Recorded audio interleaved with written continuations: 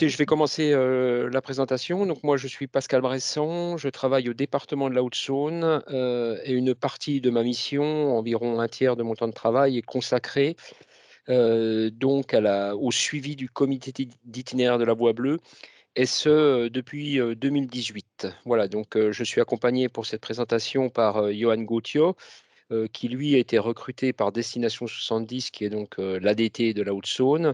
Et Johan travaille donc à 100% sur la coordination technique du comité d'itinéraire de la Voie bleue depuis maintenant 2 ans. Et avant, il avait occupé le poste de chargé de mission promotion communication, notamment dans le cadre de la création du site internet lavoiebleu.com. Voilà. Et à l'époque, et juste précision, à l'époque, c'était BFC Tourisme, hein, Oui, oui, c'était BFC Tourisme. Voilà, donc Bourgogne-Franche-Comté. ouais. Donc passe la diapo. OK. Donc ce qu'on vous présente là, c'est une présentation extrêmement succincte du comité d'itinéraire, de la démarche et ce qui a, on va dire, provoqué la création du comité d'itinéraire. Donc, une rapide présentation de la Voie bleue.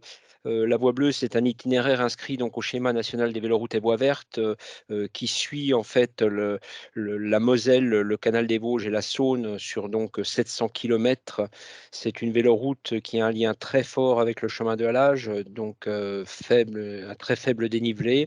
Une véloroute qui est connectée à certaines eurovéloroutes importantes.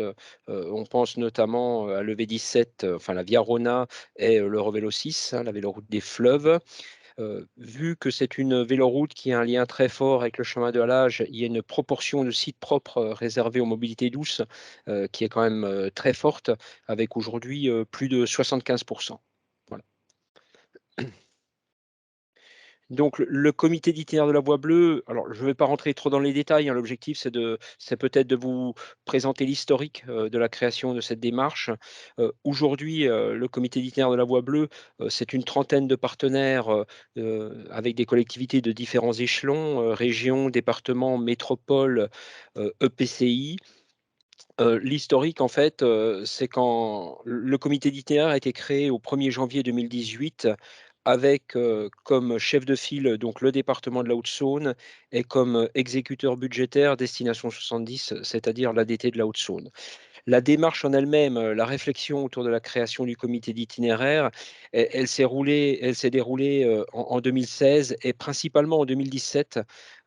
En fait, on était plusieurs partenaires, plusieurs aménageurs, maîtres d'ouvrage de l'aménagement de la véloroute, à nous rencontrer lors, par exemple, des rencontres Vélo et Territoire, à nous rencontrer lors des réunions régionales autour du tourisme. Et on faisait tous le constat que les maîtres d'ouvrage avaient des programmes d'aménagement assez conséquents en termes de réalisation d'infrastructures. Il y avait un véritable sujet autour de la continuité de l'infrastructure et surtout, il y avait un véritable sujet autour de la structuration de l'itinéraire en lui-même. Euh, pour vous donner une idée, en 2017, la Voie bleue, selon les sections géographiques, se dénommait la Charles le Téméraire, les rives de Saône, les rives de Moselle, le chemin de la Moselle, euh, la Voie bleue sur une partie de la Côte d'Or déjà. Il y avait une réflexion autour de la Via Saona au nord de Lyon, pour faire écho bien évidemment à la Via Rona au sud de Lyon. Voilà, donc en fait, on se rendait compte qu'on travaillait tous un peu dans notre coin autour à la fois de l'aménagement et d'une structuration embryonnaire, mais qu'il fallait à tout prix qu'on trouve une stratégie convergente. Donc on s'est rencontrés, donc le département de la Haute-Saône, avec l'aide de la région Bourgogne-Franche-Comté et de la Côte d'Or principalement, ont provoqué une première réunion en 2017 avec l'ensemble des maîtres d'ouvrage de l'aménagement de la véloroute, hein, donc de la frontière du Luxembourg jusqu'à Lyon. Et voilà, on l'a tout de suite senti lors de cette séance de travail que les élus comprenaient et voulaient vraiment qu'on aille vers une démarche cohérente. On s'est fait accompagner par Vélo et Territoires, dans cette phase de réflexion et dans les propositions de mise en œuvre, et la solution la plus simple, qui est apparue, c'était la création d'un comité d'itinéraire.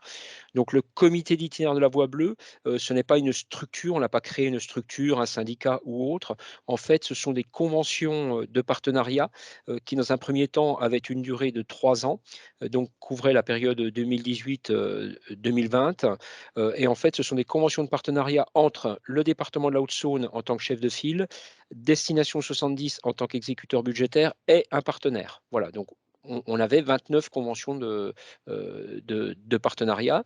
Ces conventions ont été renouvelées, sur l'exercice 2021 à travers un avenant, parce qu'on voulait se donner le temps, de définir les nouvelles modalités partenariales à partir de 2022, qui ont été actées l'année dernière. On est reparti sur des modalités, partenariales de 3 ans. Sans rentrer dans les détails du fonctionnement, je pense que ce qui est intéressant de noter, en fait, c'est qu'on a tendu quand même à une simplification, des travaux au sein du comité d'itinéraire. Au tout début, il n'y avait pas un chargé d'animation, du comité d'itinéraire, donc Johan, n'assurait pas ce rôle de coordination. Donc le problème, en fait, c'est que, certains partenaires, s'étaient portés candidats, pour piloter, des groupes de travail, thématiques. Donc par exemple, il y avait un référent pour Promocom, il y avait un référent pour infra, il y avait un référent, pour, services et observation. Voilà, mais ce n'était pas du temps, comment dire? C'était en plus de leur mission habituelle, et on a tout de suite senti, le besoin quand même, de RH, dédié à la coordination du comité d'itinéraire, et c'est ce qui a amené dans un premier temps au recrutement de Johan par BFC Tourisme pour assurer donc, le suivi de la création du site internet et l'animation des réseaux sociaux, et dans un deuxième temps donc, ça c'était sur l'année 2020, et dans un deuxième temps, donc le poste de Johan a été élargi en fait à la coordination de l'ensemble des travaux techniques. Voilà. Les travaux techniques, en fait, c'est la mise en œuvre d'un plan d'action. Le plan d'action est validé en comité de pilotage, à N-1, hein. Ce plan d'action, aujourd'hui, il est dimensionné, à environ 150 000 € qui proviennent des contributions, des partenaires. Donc chaque partenaire a un niveau de contribution différent selon la hiérarchie, on va dire, de la collectivité. Par contre, une adhésion vaut un vote. C'est-à-dire, par exemple, comme vous voyez sur le tableau, une région, paye 15 000 €, elle aura un vote, un droit de vote. Une communauté de communes paye 1 000 €, elle aura aussi un droit de vote. Voilà.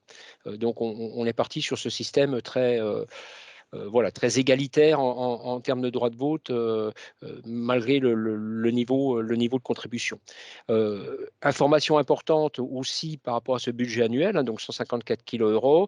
Tout de suite, on nous a demandé, d'aller mobiliser de potentiels programmes de subvention qui pourraient venir abonder donc ces 154 000 €.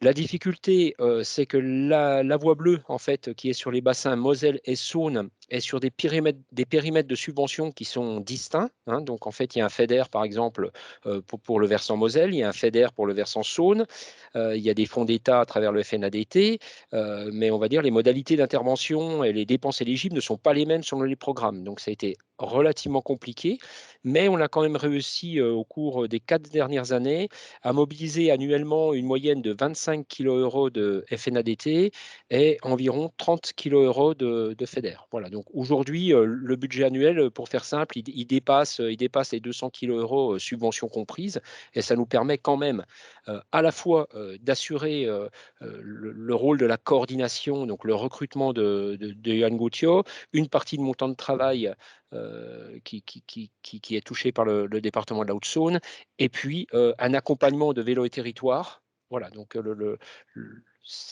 voilà, le fait de dépasser les 200 kilos euros nous permettent d'assurer ce volet RH qui est en fait très, très important et qui ne doit pas être sous-estimé, parce qu'on voilà, les partenaires avaient besoin de libérer, du temps pour assurer la mise en œuvre, des actions. Voilà. Donc je vous ai parlé du comité de pilotage, il a lieu une fois par an, en fin d'année. L'objectif principal, c'est de valider donc le plan d'action N+1. Pour faire simple, les propositions qui sont soumises à ce comité de pilotage émanent en fait d'un comité technique qui se rencontre plusieurs fois par an sur différentes thématiques et qui se rencontre au mois de septembre à travers un comité technique transversal où en fait vont être abordés l'ensemble des sujets, quelle que soit la thématique, donc promocom, infra, service, équipement ou autre.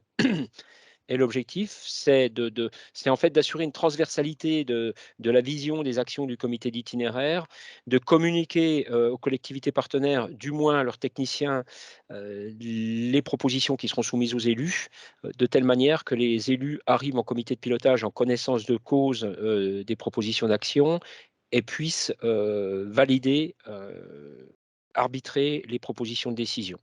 Voilà, donc cette méthodologie de travail, qui demande en fait une très grande anticipation, vous l'aurez compris, parce qu'en fait, le comité de pilotage se prépare dès le comité technique transversal.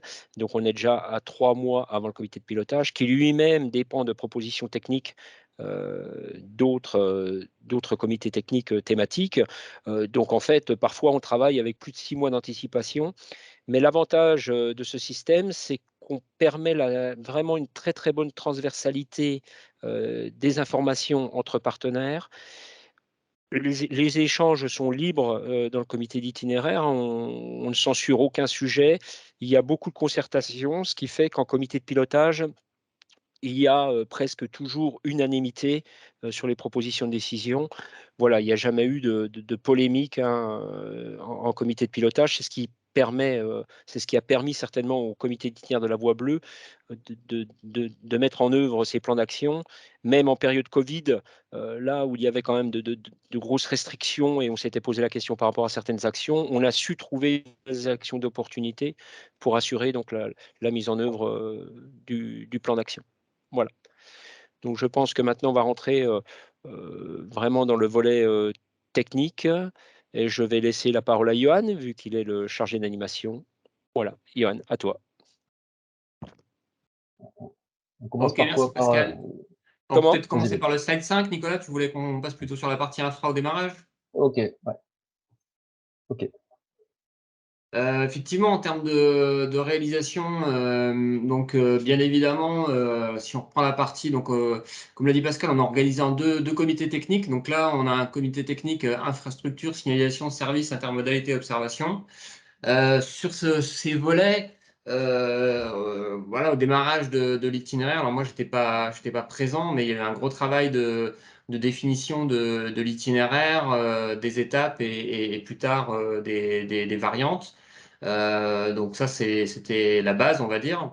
Ensuite, un point très important, ça a été la création de la notice de signalisation de la voie bleue avec les petits panneaux que vous voyez en illustration. Et avec du coup le corollaire dont on parlera juste après, qui est cette année le déploiement d'une signalisation homogène, la voie bleue, sur les 700 km de l'itinéraire. Et la bonne nouvelle, parce que bon, pour être tout à fait honnête, quand on a lancé l'objectif du déploiement de la Signa sur 700 km, on n'était pas forcément totalement confiant sur sa réalisation effective sur l'année. Et là, au dernier point qu'on a pu faire, on va dire que bah, d'ici la fin de l'année, on devrait avoir effectivement une signalisation homogène sur l'intégralité de l'itinéraire. Ensuite, il y a eu une étude très intéressante qui a été réalisée, qui est le schéma directeur des équipements.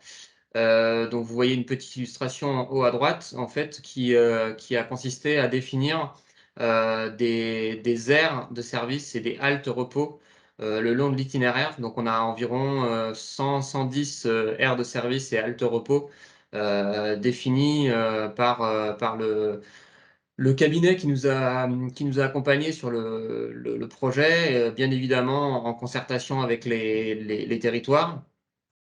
Donc ça, une belle étude qui maintenant, on va dire, demande à être mise en œuvre. Et je pense à, voilà, à la réunion qu'on a eue la semaine dernière, ou il y a 15 jours, avec, avec Roselyne sur le sujet, justement.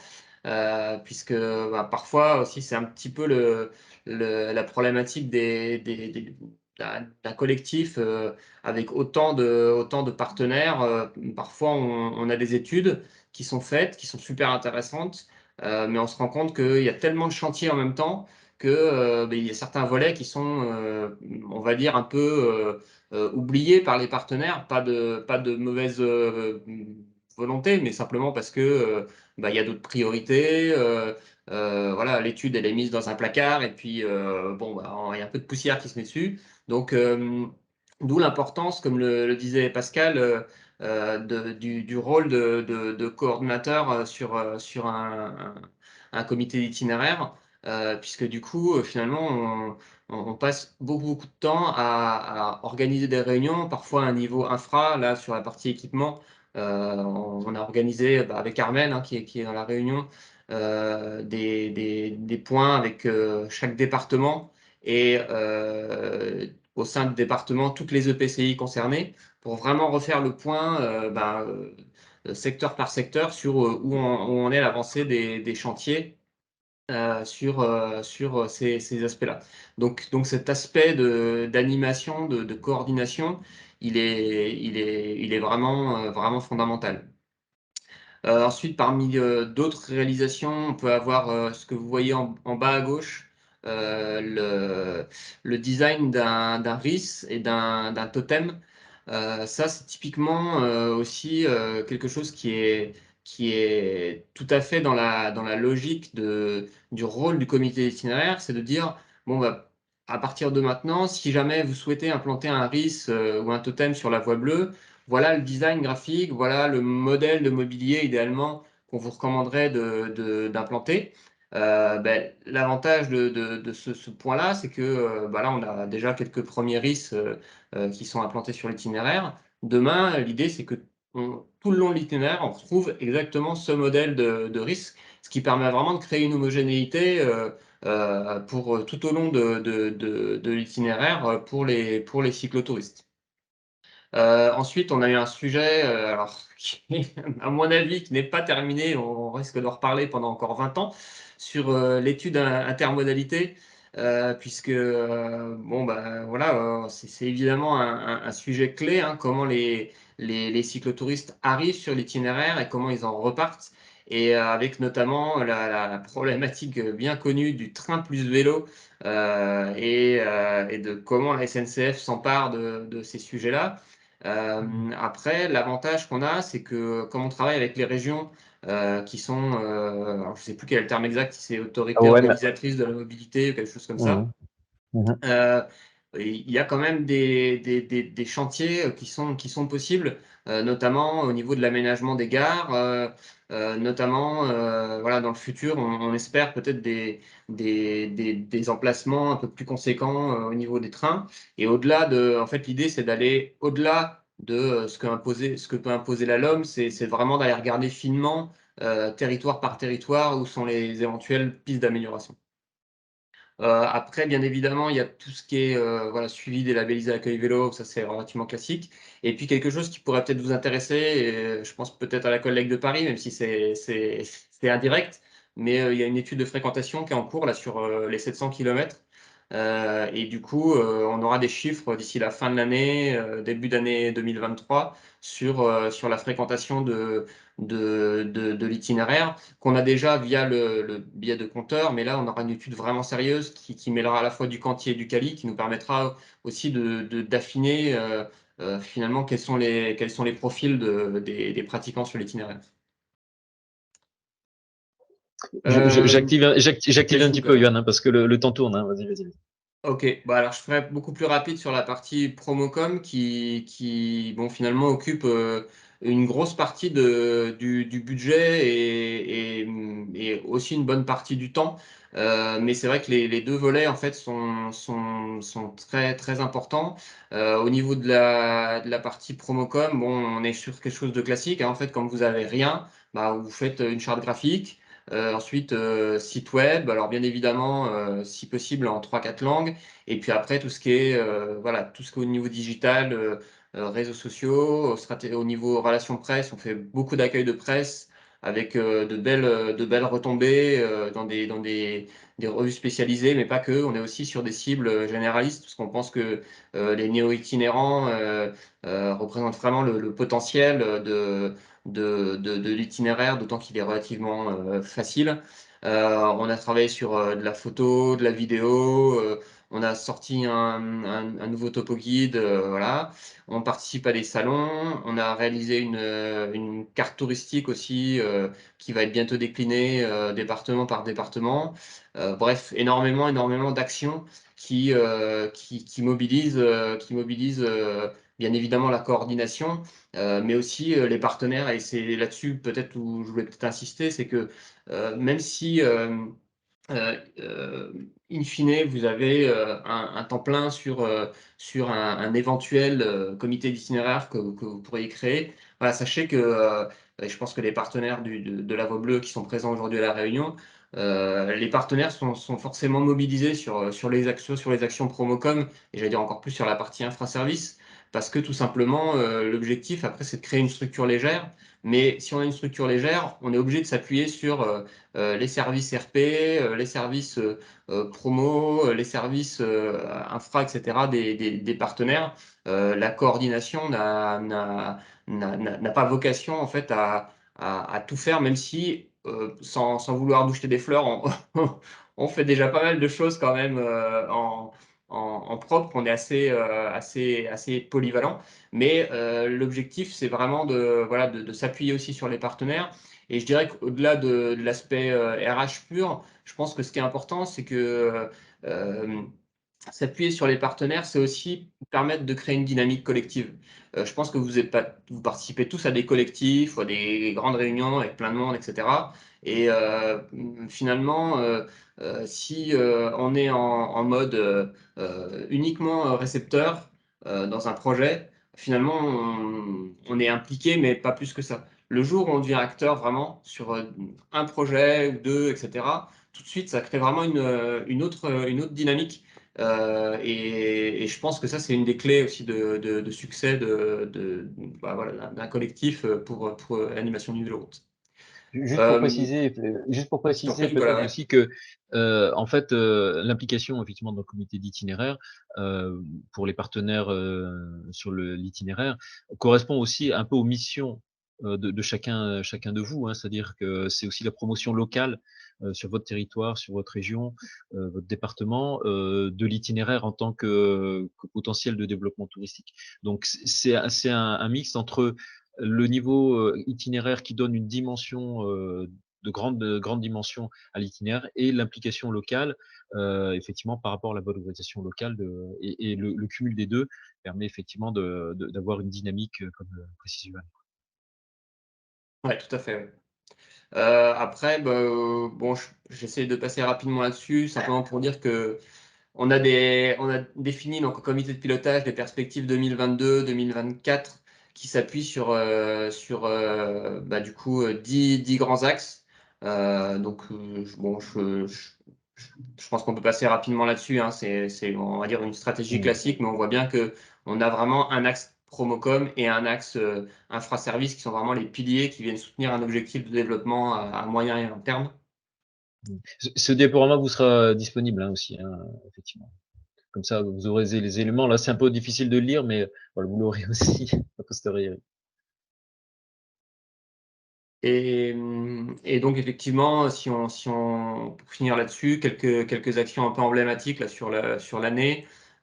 Donc on a voilà, des gros investissements à l'échelle du comité d'itinéraire en termes de communication digitale, qui est bien évidemment la clé.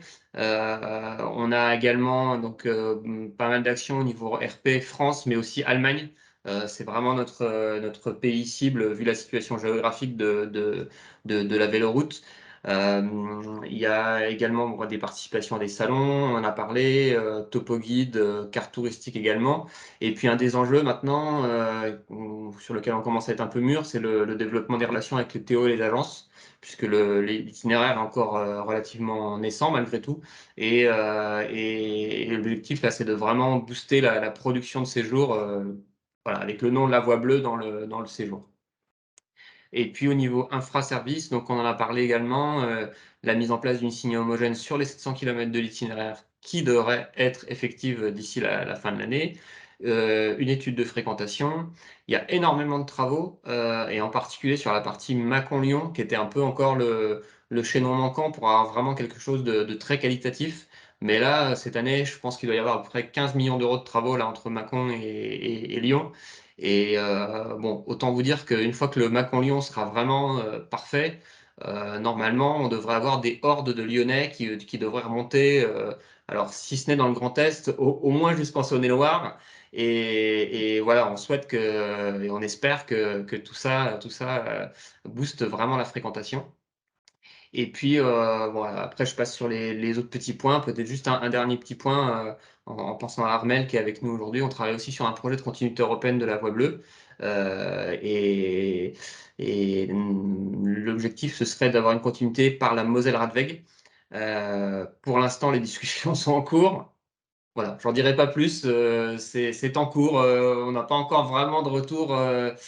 Bon, ils sont pas chauds les Allemands, quoi. Donc, il va falloir voir s'il faut qu'on fasse passer des valises de billets ou quoi pour essayer de conclure un deal. Je sais pas, mais voilà, à voir comment tout ça se précise. Mais sachez que voilà, on a aussi un objectif de continuité européenne sur l'itinéraire. Et je crois que j'en ai terminé, à moins que j'ai encore un slide, mais voilà, c'est tout. Juste pour préciser effectivement les partenaires et les financeurs quand même, bien sûr. Voilà, effectivement. Donc voilà, on a quelques minutes si vous voulez, on peut revenir sur certaines diapos. Allez-y si vous avez des questions sur le voilà. La parole Nicolas, est à si je vous. peux me permettre Oui, quelques bien commentaires sûr, vas-y. suite à la présentation de Johan. Donc là, bon, c'était une présentation très rapide, mais je ne vous cache pas que sans la création du comité d'itinéraire, nous n'aurions jamais eu les réponses à nos questions.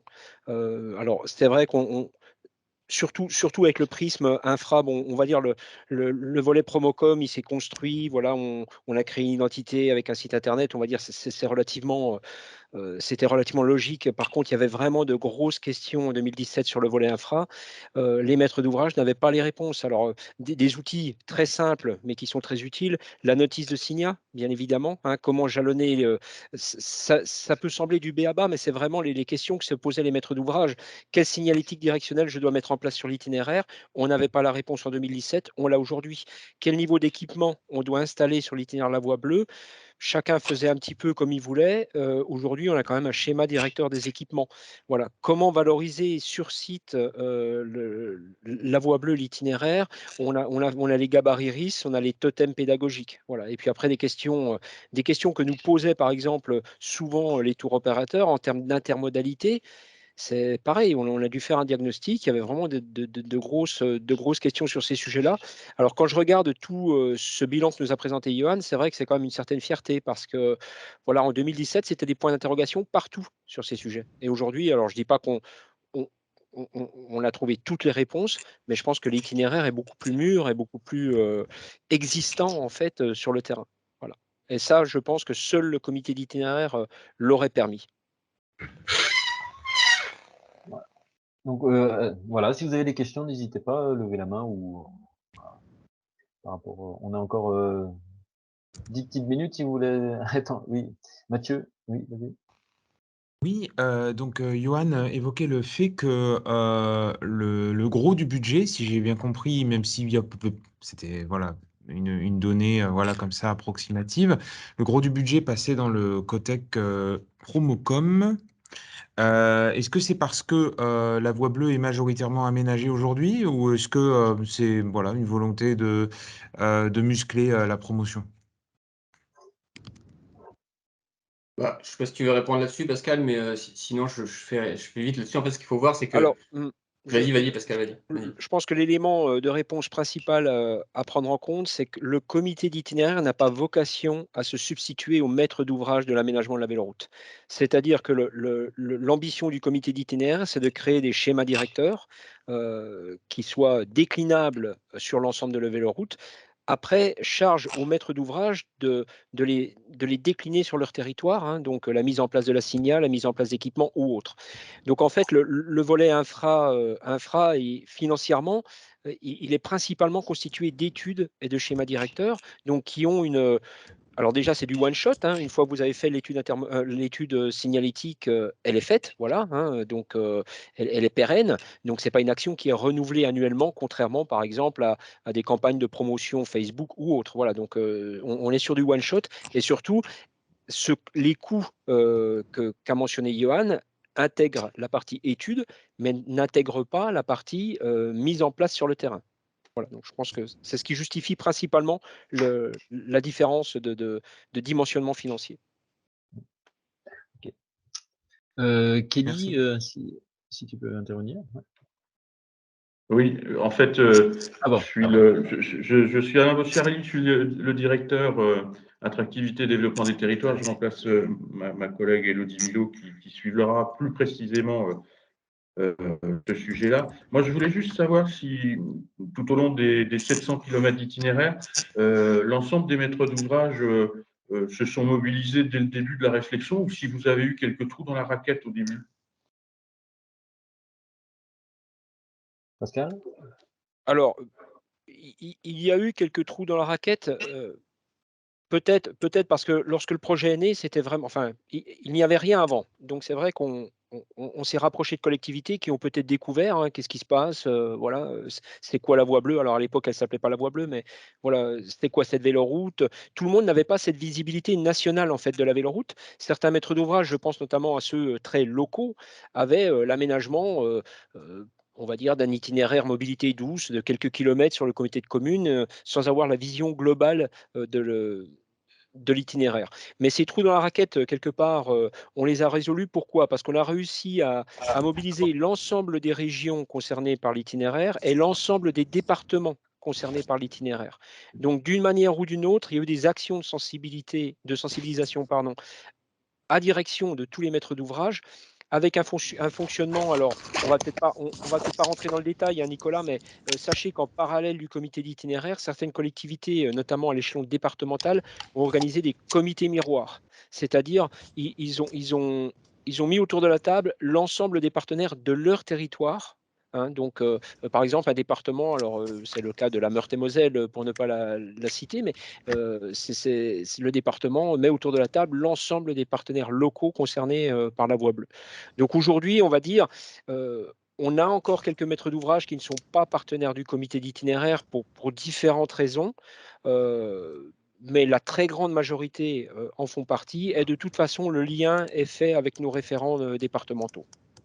Juste pour compléter la remarque de Pascal aussi, il y avait eu aussi un diagnostic qui avait été fait, bon, par nous en tant qu'association, et effectivement pour identifier les manques ou l'état en tout cas réel de l'aménagement, de la qualité de revêtement, de la signalisation, donc ça a permis aussi de mettre d'identifier un petit peu les secteurs où il y avait un retard en quelque sorte. Et le fait de la dynamique collective du comité d'itinéraire et je pense que Roselyne en est bien, bien consciente. Ça a quand même bien aidé pour dynamiser la réalisation. Donc, dans un premier temps, sur la Meurthe-et-Moselle, où il y a effectivement un manque, sur une trentaine de kilomètres. Et puis, effectivement, sur la partie entre Mâcon et Lyon, où là, vraiment, il y avait un chemin de halage en très, très mauvais état et qui maintenant qui a fait l'objet d'études et de travaux dans les prochaines années. Je me permets du coup juste une petite intervention parce que tu cites la Meurthe-et-Moselle, ça, en tout cas pour les partenaires à l'échelle de la V52, c'était vraiment un élément déclencheur, hein. J'appuie vraiment ce que tu dis, Nicolas. C'est que quand il y a eu l'adhésion au comité d'itinéraire en 2017, nos élus ont accepté ensuite de prendre la maîtrise d'ouvrage des travaux de la V50 sur la partie sud.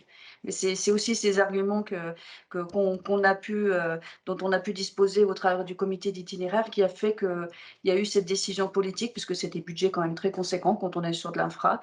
Mais ça a vraiment pesé aussi dans le choix des élus de prendre la maîtrise d'ouvrage à la place des 4 PCI sur la partie sud Meurthe-et-Moselle. Tout à fait.